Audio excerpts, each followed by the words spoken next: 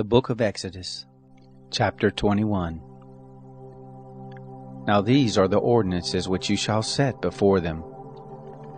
If you buy a Hebrew servant, he shall serve 6 years, and in the 7th he shall go out free without paying anything. If he comes in by himself, he shall go out by himself. If he is married, then his wife shall go out with him. If his master gives him a wife, and she bears him sons or daughters, the wife and her children shall be her master's, and he shall go out by himself. But if the servant shall plainly say, I love my master, my wife, and my children, I will not go out free, then his master shall bring him to God, and shall bring him to the door, or to the doorpost, and his master shall bore his ear through with an awl, and he shall serve him forever. If a man sells his daughter to be a maidservant, she shall not go out as the men servants do. If she doesn't please her master who has married her to himself, then he shall let her be redeemed. He shall have no right to sell her to a foreign people, seeing he has dealt deceitfully with her. If he marries her to his son, he shall deal with her after the manner of daughters.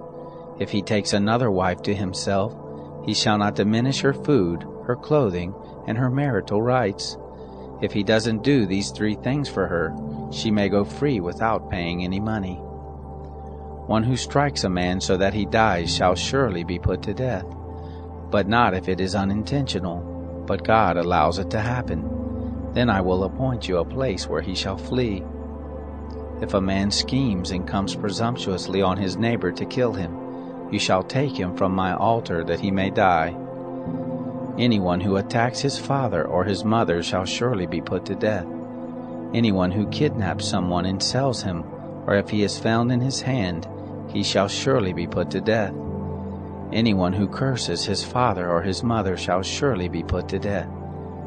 If men quarrel, and one strikes the other with a stone, or with his fist, and he doesn't die, but is confined to bed, if he rises again and walks around with his staff, then he who struck him shall be cleared.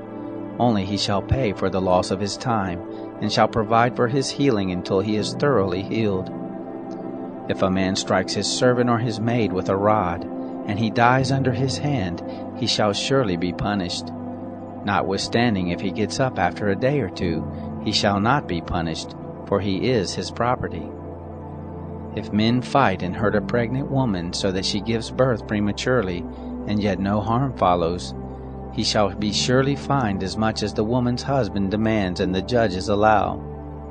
But if any harm follows, then you must take life for life, eye for eye, tooth for tooth, hand for hand, foot for foot, burning for burning, wound for wound, and bruise for bruise. If a man strikes his servant's eye or his maid's eye and destroys it, he shall let him go free for his eye's sake. If he strikes out his manservant's tooth or his maidservant's tooth, he shall let him go free for his tooth's sake. If a bull gores a man or a woman to death, the bull shall surely be stoned, and its flesh shall not be eaten, but the owner of the bull shall not be held responsible. But if the bull had a habit of goring in the past, and it has been testified to its owner, and he has not kept it in, but it has killed a man or a woman, the bull shall be stoned, and its owner shall also be put to death. If a ransom is laid on him, then he shall give for the redemption of his life whatever is laid on him. Whether it has gored a son or has gored a daughter, according to this judgment it shall be done to him. If the bull gores a manservant or a maidservant, 30 shekels of silver shall be given to their master, and the ox shall be stoned.